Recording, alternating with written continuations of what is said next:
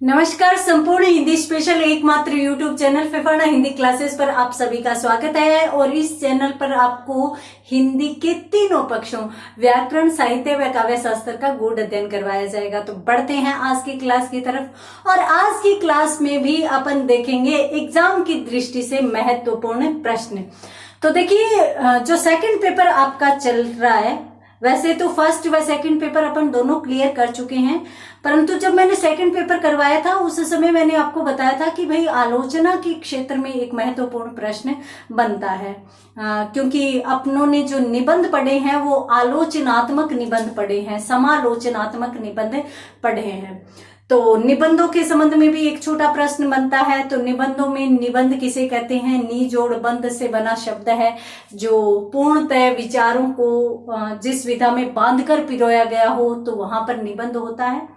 तो ये तो आप फिर भी कर लेंगे, परंतु आलोचना के क्षेत्र में जो महत्वपूर्ण प्रश्न बनता है वो ये भी बनता है कि आलोचना के क्षेत्र में आचार्य रामचंद्र शुक्ल का कौन सा योगदान था या कैसा योगदान था। तो चलिए उसी प्रश्न को यहाँ पर अपन देख लेते हैं। तो यहाँ पर अपन पढ़ रहे हैं सेकंड पेपर का एक महत्वपूर्ण छोटा प्रश्न। और छोटा प्रश्न किस संबंध में? आलोचना विधा के संदर्भ में। और प्रश्न क्या है कि आलोचना विधा में आचार्य शुक्ल का स्थान निर्धारित कीजिए, या आलोचना विधा में आचार्य रामचंद्र शुक्ल का क्या योगदान है। यूं भी आ सकता है कि आलोचना विधा के विकास में आचार्य रामचंद्र शुक्ल का कौन सा योगदान है या कितना योगदान है। किसी भी प्रकार से प्रश्न पूछ लिया जाए, आलोचना शब्द आ जाए, वहां पर आपको यही उत्तर करना है। क्यों?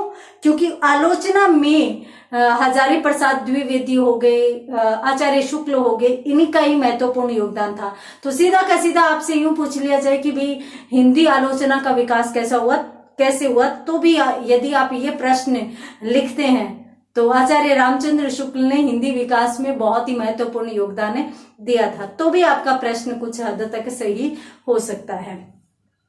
सटीक प्रश्न ये है कि आलोचना विधा के विकास में आचार्य रामचंद्र शुक्ल के स्थान को निर्धारित कीजिए। देखिए, द्विवेदी जो युग आता है आलोचना के क्षेत्र में, उसके संबंध उस समय आलोचना विधा का विकास हुआ और यह आलोचना विधा धीरे धीरे अपने विकासशील चरण की ओर बढ़ने लगी। जब ये धीरे धीरे विकास कर रही थी तो इस समय आचार्य शुक्ल इस क्षेत्र में आए। आचार्य शुक्ल ने आलोचना ग्रंथ लिखने शुरू किए और जैसे ही इन्होंने आलोचना ग्रंथ लिखने शुरू किए तो इस समय प्रारंभ हुई विधा यहां पर प्रौढ़ता को प्राप्त करने लग गई। यहां पर वह प्रौढ़ बनने की ओर अग्रसर होने लगी, यानी प्रौढ़ता को प्राप्त करने लगी। आचार्य रामचंद्र शुक्ल ने अनेक आलोचनात्मक ग्रंथ लिखे। उनमें यदि अपन बात करें तो इन्होंने गोस्वामी तुलसीदास नाम से अपना पहला आलोचनात्मक ग्रंथ लिखा था 1922 ईस्वी में। 1922 ईस्वी में गोस्वामी तुलसीदास नाम से पहला आलोचनात्मक ग्रंथ लिखा। इसके साथ साथ इन्होंने कुछ मनोवैज्ञानिक निबंध भी लिखे हैं।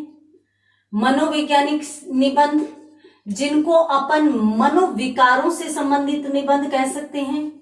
मनोविकारों से संबंधित निबंध जो किस में मिलते हैं? चिंतामणि में मिलते हैं। इनका निबंध संग्रह माना जाता है चिंतामणि। तो उसमें इनके द्वारा अनेक निबंधों, चिंतामणि के 3 भाग आए थे और तीनों भागों में इनके भाव एवं मनोविकारों से संबंधित बहुत ही महत्वपूर्ण निबंधों का संकलन किया गया है। तो यहाँ पर अपन बात कर रहे हैं आलोचना विधा की। तो आलोचना विधा सामान्यतः द्विवेदी युग में अस्तित्व में आई थी, या फिर अपन यूं कहें कि हिंदी में आई थी और धीरे धीरे अपने विकास की ओर बढ़ ही रही थी, अग्रसर हो रही थी कि आचार्य शुक्ल आ गए और आचार्य शुक्ल ने इस विधा को बहुत ही उत्कृष्ट बना दिया। आचार्य शुक्ल की लेखनी का स्पर्श पाकर यह विधा चरम सीमा तक पहुंच गई।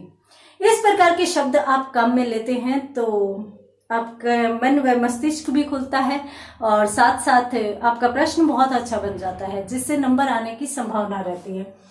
यहाँ पर मैं आपको बता देती हूँ कि पहले जब आलोचना होती थी तो वह अपन निंदा के अर्थ में ले सकते हैं।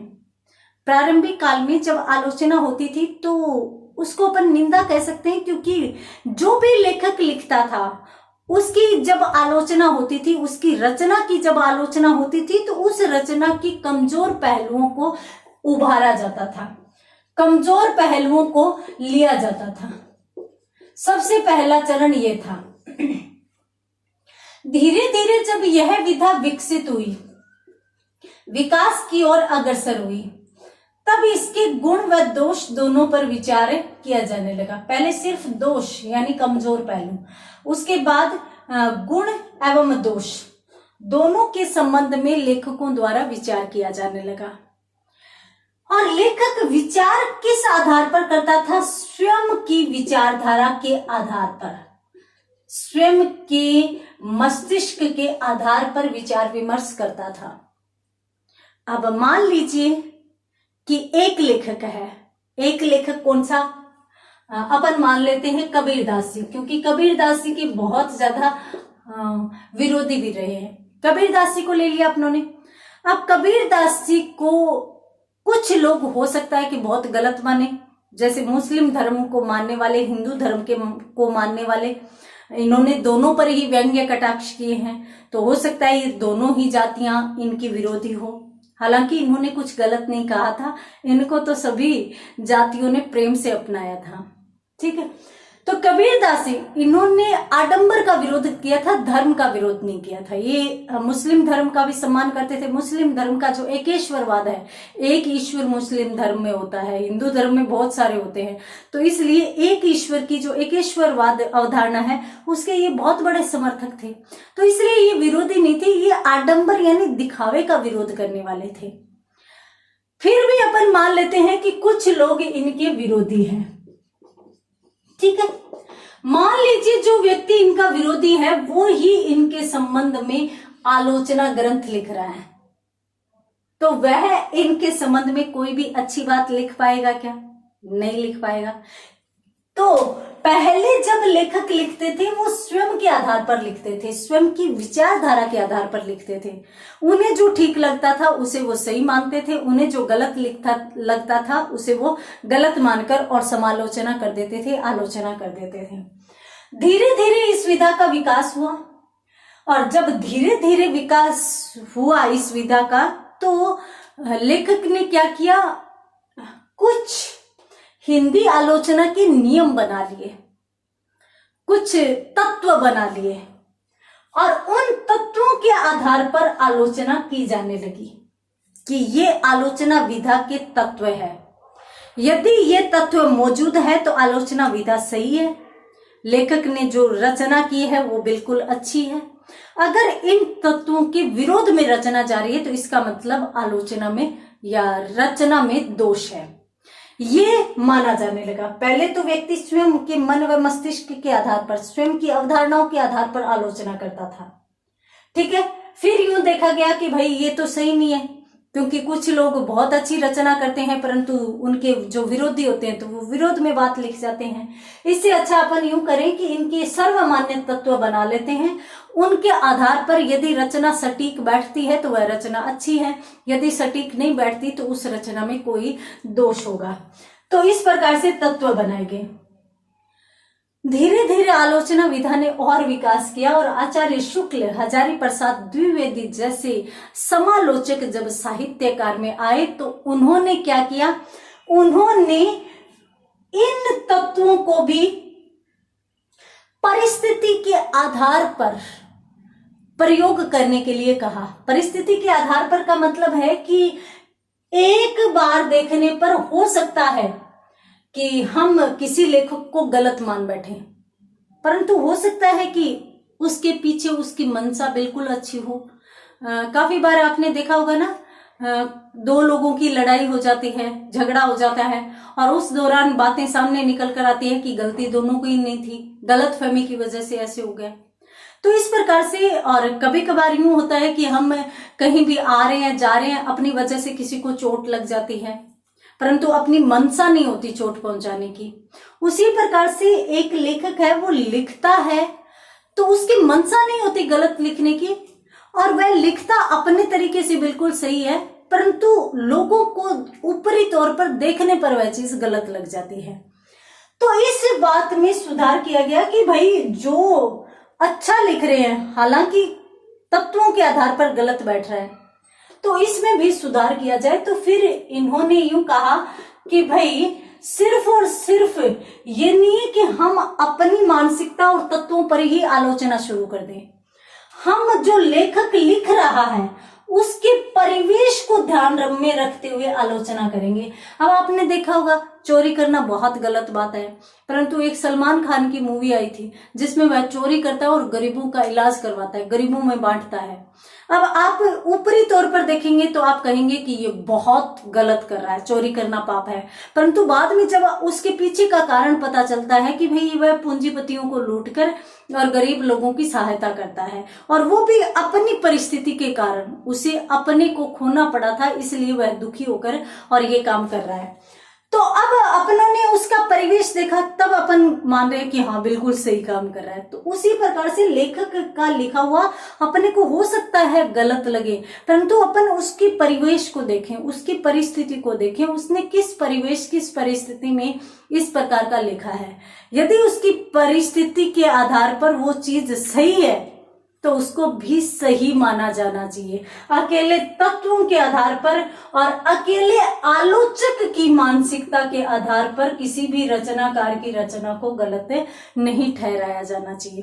तो इस प्रकार से आलोचना विधा में बहुत ही महत्वपूर्ण बदलाव हुए। अब आप प्रश्न का उत्तर कैसे करेंगे?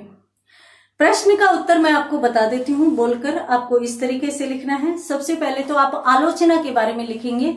क्या लिखेंगे कि द्विवेदी युग में जिन समालोचनात्मक प्रवृत्तियों का प्रारंभ हुआ उनको सम्यक आधार देने का कार्य आचार्य रामचंद्र शुक्ल ने किया। हिंदी आलोचना में प्रारंभिक रूप में जब आलोचना की जाती थी तो आलोचना के क्षेत्र में आलोचक ही प्रभावी रहता था, आलोचक का मस्तिष्क ही प्रभावी रहता था, उसकी सोच ही प्रभावी रहती थी। वह अपनी सोच के आधार पर लेखक की आलोचना कर डालता था। धीरे धीरे इसमें सुधार हुआ और आलोचना विधा के कुछ तत्व बनाए गए और तत्वों के आधार पर आलोचना की जाने लगी। परंतु जब समय बीता तब देखा गया कि काफी बार ऐसे व्यक्तियों की आलोचना हो जाती है जो अपनी परिस्थिति के अनुसार बिल्कुल सही लिखते हैं, हालांकि अलग अन्य व्यक्तियों को वो गलत लगता है। तो आचार्य शुक्ल जैसे महनीय समालोचकों ने आकर इस विधा में लेखक की मानसिकता व उसके परिवेश को भी महत्व दिया। ये चीज लिखेंगे। इसमें तो आलोचना का सामान्य परिचय हो गया। उसके बाद आप क्या लिखेंगे? आचार्य रामचंद्र शुक्ल एक युगांतकारी आलोचक और प्रतिभा संपन्न साहित्यकार थे। ठीक है। द्विवेदी युग में जिस आलोचना विधा का प्रारंभ हुआ था उसको ये प्रौढ़ता प्रदान करने वाले महत्वपूर्ण निबंधकार एवं समालोचक थे। आचार्य शुक्ल का पहला आलोचना ग्रंथ 1922 ईस्वी में गोस्वामी तुलसीदास आया था, प्रकाशित हुआ था। इससे पहले यह लेख तुलसी ग्रंथावली नामक ग्रंथ के तीसरे भाग में प्रकाशित हो चुका था। उनके आलोचनात्मक निबंधों में से जैसी ग्रंथावली भी एक है। इसके बाद उन्होंने हिंदी साहित्य के इतिहास की रचना की जो 1929 की रचना मानी जाती है, महत्वपूर्ण रचना मानी जाती है। ये भी एक समालोचनात्मक रचना है। चिंतामणि में इनके गंभीर मनोविकारों से संबंधित मनोवैज्ञानिक निबंध है, साथ साथ वो विचारात्मक निबंध भी माने जाते हैं। उन्होंने रस सिद्धांत के विवेचन में भी मौलिकता का परिचय दिया है। उन्होंने अपने दृष्टिकोण से भाव, विभाव, रस आदि की पुनर्व्याख्या की और सैद्धांतिक आलोचना पद्धति को एक नई दृष्टि दी। तो ये है, छोटा सा प्रश्न है परंतु बहुत ही महत्वपूर्ण है आपके ये शब्द होने चाहिए। ज्यादा टाइम नहीं लगेगा, 10 मिनट लिखने में लगेगा और उसके बाद एक बार पढ़ लीजिए, क्योंकि समझ तो अपनों ने पूरा लिया ही है बोर्ड पर। और उसके साथ साथ मैंने आपको बता भी दिया कि शब्द आपके किस किस प्रकार से आने चाहिए, कोई प्रॉब्लम ही नहीं आनी चाहिए। तो बहुत ही अच्छा प्रश्न करके आएंगे। उम्मीद करती हूँ कि आपको समझ में भी आ गया होगा और आप अच्छे मार्क्स लेकर आएंगे। तो आज की क्लास में इतना ही। All the best for exam. मिलते हैं अगली क्लास में, तब तक के लिए धन्यवाद।